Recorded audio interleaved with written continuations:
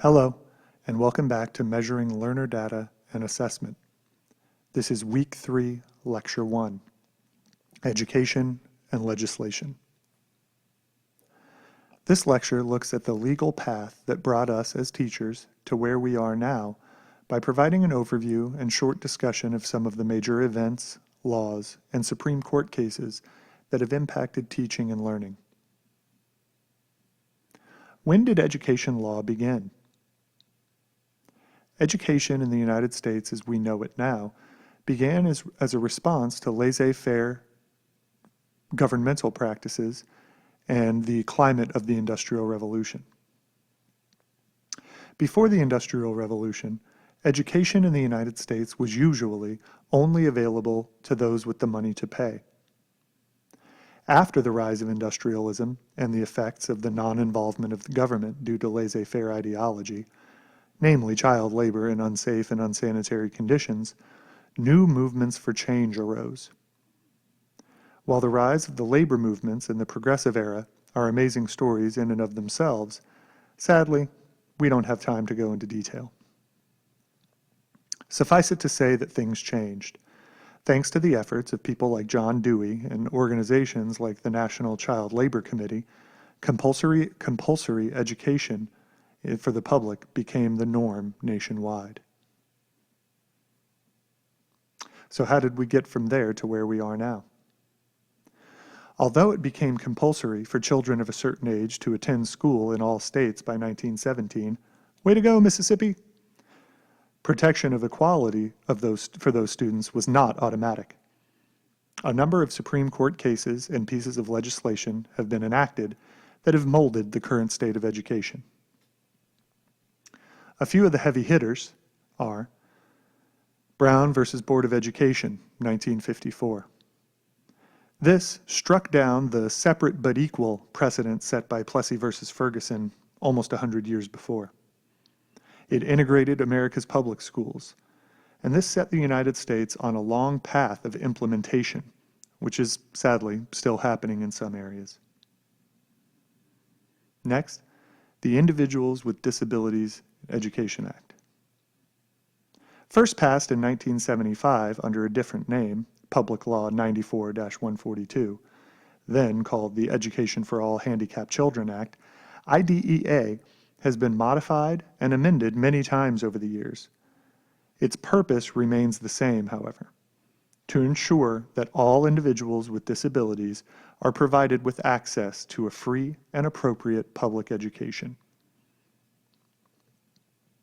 This brings us to the Americans with Disabilities Act. The ADA, passed in 1990 in conjunction with Section 504 of the 1973 Rehabilitation Act, which first coined the phrase FAPE, mentioned earlier, free and appropriate public education, prohibits discrimination on the basis of disability in programs or activities that receive federal financial assistance from the U.S. Department of Education.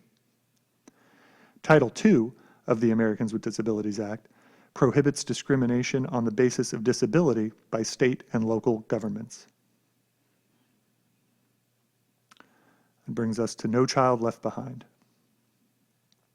Passed in 2001, the U.S. Department of Education says, No Child Left Behind ensures accountability and flexibility as well as increased federal support for education.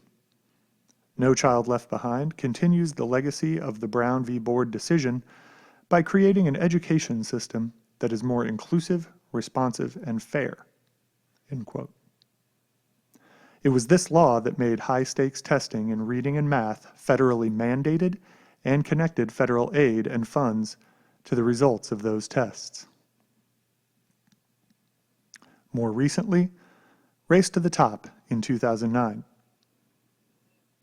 This is President Obama's contribution that has, as two of its 4 goals, and I quote, development of rigorous standards and better assessments, and adoption of better data systems to provide schools, teachers, and parents with information about student progress, end quote.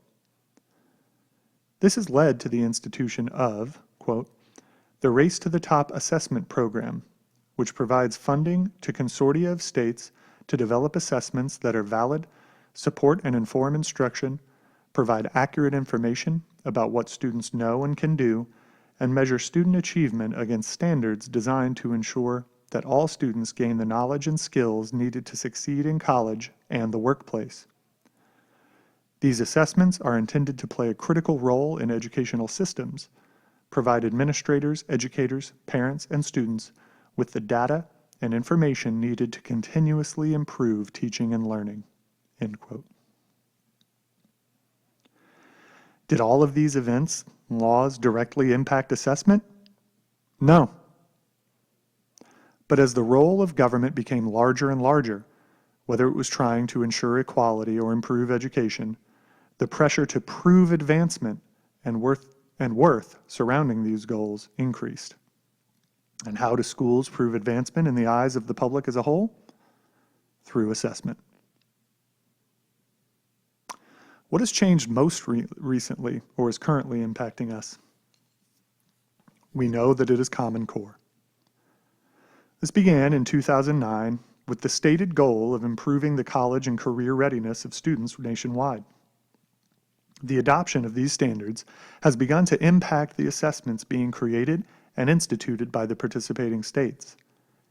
Implementation of these standards has been somewhat chaotic and combative, as some states have begun to try and use them as an excuse to rewrite teacher expectations.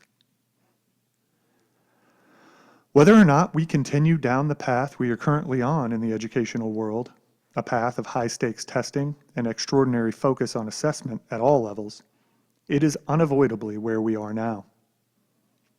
It is helpful to understand the events that led us to this point in order to better evaluate the tools we use to measure learner data and the purpose behind utilizing them.